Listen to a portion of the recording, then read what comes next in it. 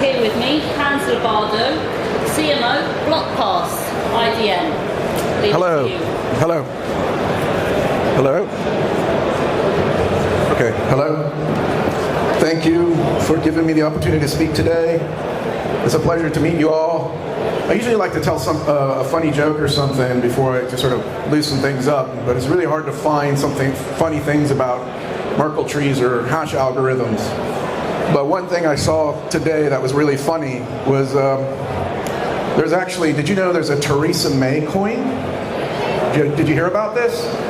And that its market cap is 156,000, and its 24-hour volume is actually over $2,000. And there's actually a Trump coin, and its 24-hour volume is like just over $300. I thought that was pretty funny when I read it. But let's get to the talk. I'm the CMO of Blockpass. My name is Hans Lombardo. Blockpass is an identity verification platform that has fully launched. We're in 1.0 version in App Store and Google Play.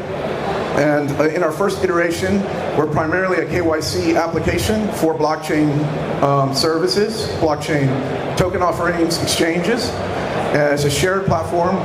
And we're actually having a product launch ceremony tomorrow night at the Design Museum. Now, why did we create an identity verification platform? Mostly because we felt there was a real serious need for a user-controlled, user-centric identity verification platform that we're specifically targeting blockchain, because we're bringing blockchain into compliance for real-world sort of mainstream industries. So basically, it will also give control to the user over their identity, and we'll explain why that is so important and crucial to the coming of Web 3.0 and the Internet of Everything. As you may know, the Internet of Everything, which is pretty much Internet of Things plus humans, is a pretty perilous universe, and it will continue to get more dangerous. And the reason is because we have a lot of malicious software, a lot of malicious code, hackers out there. They're trying to take advantage of vulnerabilities. And we've seen this already, particularly even with IoT devices. And one of these cases was the Mirai botnet attacks, where the Mirai malware took over DVRs and actually webcams and used them to attack server networks. The other thing is the coming of AI. A lot of people talk about good things about AI, but there can, just like there's bad malware out there, there can be bad AI. In addition to that, we know about the really large personal data sort of hacks that have happened in recent years. Really terrible hacks. Equifax, just recently, half the American population was affected by it. And we also know about the Uber, where 57 million people, eBay, and also Yahoo. Huge amounts of data, personal data of users. So it is a really kind of dangerous environment online for users in particular. So we believe that Blockpass could be a solution for this. So what's this all about? Well, ultimately, in the Internet of Things, we like to call it the Internet of Everything, because Internet of Things seems to leave out the most important component of it, and that is humans. Now, humans, companies, objects, and devices are all entities in the Internet of Everything, and eventually Web 3.0. Yet, the human has to ultimately have ownership. Humans must have ownership and must have identity, protected identity, to be able to interact in this environment safely. So identity of humans, companies, objects, and devices is key, because the underlying principle is humans and machines has to be able to trust each other, to work together harmoniously. I'm actually talking about humans and machines, not just humans and humans, and machines and machines. So it's very important. It's not just M to M, it's H to M. So that's very important. So human identity, company identity, object identity and device identity. When we talk about object identity, we're talking about smart object identity. So, establishing self-sovereign identity, which is fully user-controlled, user-centric identity, is key to moving from Web 2.0 to Web 3.0, from a centralized web to a decentralized web. There needs to be a progress from non-user controlled identity to self-sovereign identity. And Blockpass is positioning itself to do this. Let's go over the evolution of identity. What am I talking about by user-controlled, user-centric identity? What's the status of identity today? Most identity is centralized, and it is not controlled by the user. And that is a fundamental problem that needs to be addressed. We need to provide a platform or a series of platforms or protocols where we can address this. In addition to that, a lot of identity on the web is federated. So essentially, it allows a person to use same credentials, whether it's Facebook, Google, or some other platform, and log into and register accounts on other platforms. But this isn't like freedom. This is terrible because ultimately you're giving over your identity to companies like that. You're giving over control of your identity and your identity data. Not only that, if something happens to those entities, Facebook or Google, you lose access to a lot of services. So this becomes very problematic for users. In addition, there are user-centric identity open source platforms out there like OpenID and OpenID 2.0 and OpenID Connect and others. But the problem is it still falls short of independence and freedom because you're still dependent on providers of those digital identity services. So what we're trying to achieve is moving the user ultimately totally towards a decentralized model, that where the user actually fully controls their data, their identity, and they have confidence in the security and integrity of the system, and it's portable. So that's really important that it's portable as well. So the pathway to decentralized web is through self-sovereign identity, because we cannot have a decentralized web, fully decentralized web. It's still very much centralized today. You can't have a decentralized web if we don't have self-sovereign identity. It's not possible. So we need to move away from centralization in goods and services in third parties like Amazon, Uber, and Airbnb. We need to get to decentralization. And part of that is through a decentralized identity platform. And users then can access fully decentralized applications. To achieve this vision, public blockchains and their ecosystem must require compliance tools to do this. Because ultimately, we're still operating in a regulated, compliant world. It is a pipe dream to believe that we can operate without regulation and compliance. It's sort of the crypto anarchist dream, but we're nowhere near that stage. So we have to meet somewhere halfway. So we're positioning Blockpass as a pathway to Web 3.0 vision. Users join identity management app that is called Blockpass. They do that by downloading the app from merchants or directly from App Store or Google Play. And they upload their personal data. The data is stored on their phone. But our platform keeps no data. That's the key to being self-sovereign and independent. You have control over your data. The data is stored on your phone. It's not stored on our servers. And the data is transmitted to the service providers and the merchants that you want to transmit them to. If you want to join a cryptocurrency exchange, the data is transmitted to them. If you want to join a bank, the data is transmitted to the bank. But you control the data ultimately, and you decide on what you can do. At some stage, you could sell the data if you want to. That's up to you. But ultimately, it will also allow you to do a lot of other things, like remotely rent rooms, remotely rent property, sell devices, sell objects. That's the ultimate goal. So, and that ultimate goal is we're working towards an anonymous hash-based zero-knowledge proof whitelist model.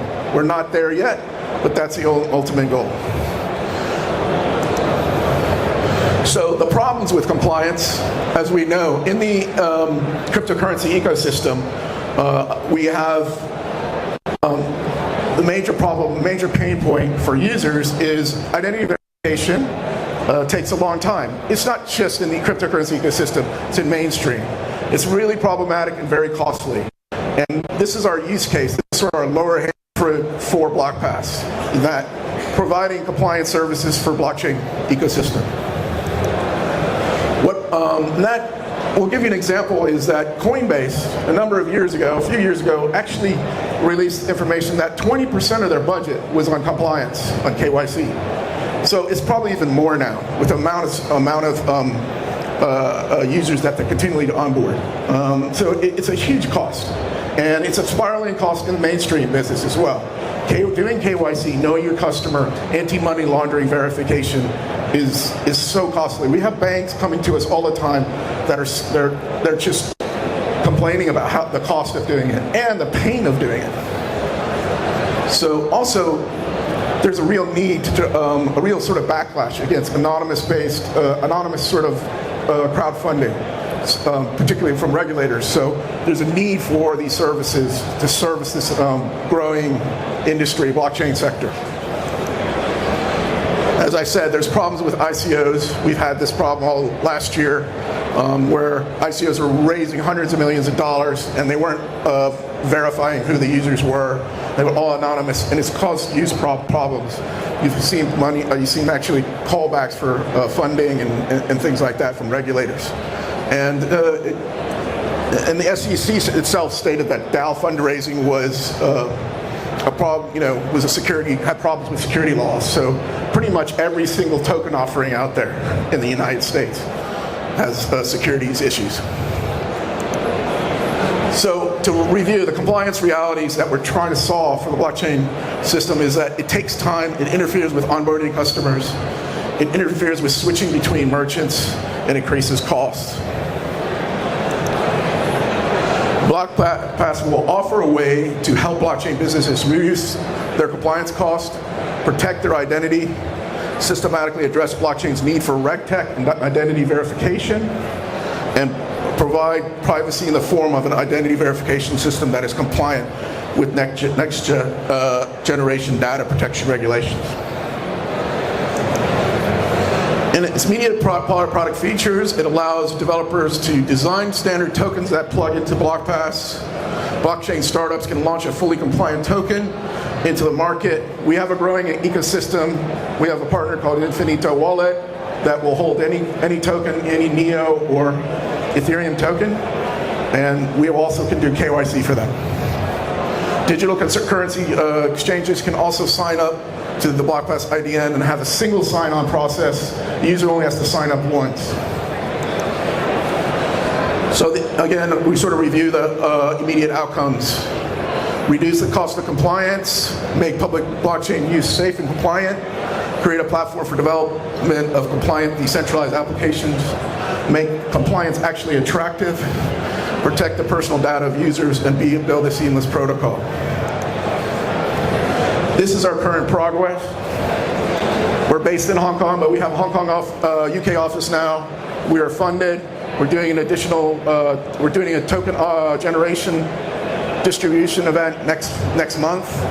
And we're blockchain agnostic, but initially we're going with Ethereum. And we're targeting exchanges, ICOs, blockchain startups, fintech, regtech, insurtech, banking, etc. This is an example of the app. We're already in the next version. It's much nicer and cleaner. We're actually doing a product demo tomorrow night at our launch event at the Design Museum. If you want to come to the event, come by and get an invitation. Our future development path includes creating identity systems for companies and devices as well as people. We've recently just partnered with a UK university to set up an identity lab in the university where we'll be actually creating IP for the platform going forward for the years to come. So we're really engaging the community, engaging the blockchain community, and as well as the academic community and tech community to develop our application and technology further. So I won't go into this aspect of it so much because I don't think we have as much time. Oh, we still have some time, don't we? Yeah. So basically, this is the case study that we sort of got us to this. One of the case studies that got us to this point, which was the problems with Internet of Everything. As I said before, establishing Blockpass as a secure conduit between humans, companies, and devices. So make it a safer world to operate in, where there's 550 to 200 billion cheap connected devices, for example. This is one use case that we had with supply chain and logistics. And the idea is to create identity for the seller, the carrier, the buyer, the bank, and the insurance company, and also an identity for the actual device that measures the environment in the container. And so if there's a problem with the environment in the container, it can inform through smart contracts technology, and because it has the identity of all of those entities, it's a safer way to operate. So that's one example. The other example where we had actually made some real progress on was the solar energy. Basically, this is a decentralized autonomous utility, and the entities involved in this, the constituents, are a human with customer identity, a service provider with company identity, and a device solar panel that has identity. So the data logger has identity.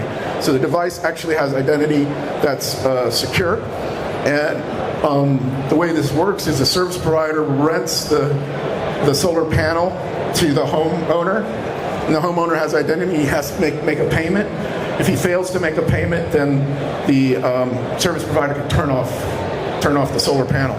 But eventually, the homeowner can buy the solar panel over a period of time, and ownership can be transferred over blockchain.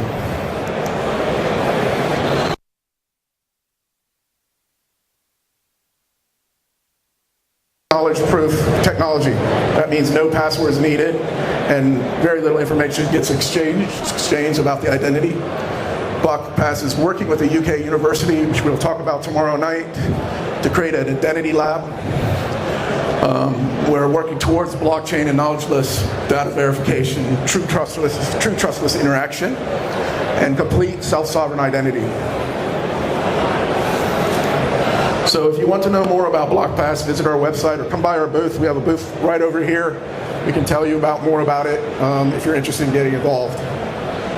Do we have any questions? Can we ask for questions? Yeah. If you have any questions, please raise your hand. We do. Yeah. Good.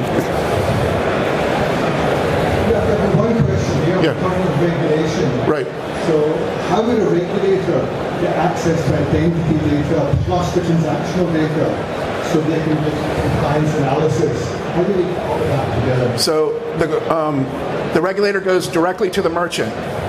So the merchant is actually required to have the identity data. If, for example, they're a bank or a cryptocurrency exchange, that's where the regulator will go to. We will not keep the data, so the regulator won't come to us. The user will have the data on the phone. So I answer your question. And we're working with regulators, talk to regulators about this. All right. Merchants or banks, they need a copy as well. Yeah, they will have the data because they need it from a regulatory point of view. The result of this, do we end up with if someone at blockchain end up with this one identity, person or institution? Yes. There's no full risk, completely firewall against duplicative identity, but our platform mitigates this because it will. Right now we're using machine verification, but we will also use human and machine verification. Will reduce that, mitigate errors. And the idea is, yes, only one identity per person on the platform. Company, it will be based on the identity of the founders of the company or the directors. Any other questions? Yeah. What's the cost of your KYC transaction? It's less than the actual typical transaction because it's a shared platform. So we're discounting it based on that. You can come by and I'll talk to you about it later.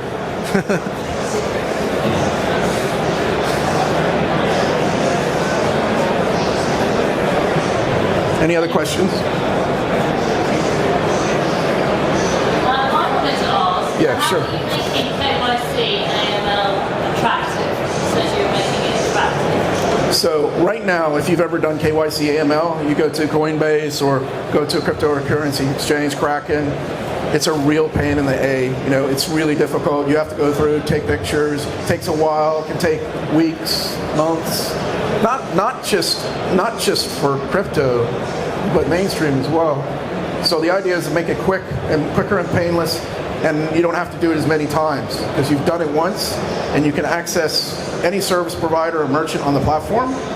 So it removes a pain point for the user, and removes a pain point for the merchant because it reduces costs. They don't have to build their own infrastructure to do it, and allows to have it in a mobile, more better user experience place, which is a mobile phone. Okay. Yeah, I mean, this is a key to blockchain. Blockchain has not really done UX very well in the past few years, and this is really the sort of holy grail to do the user experience the right way.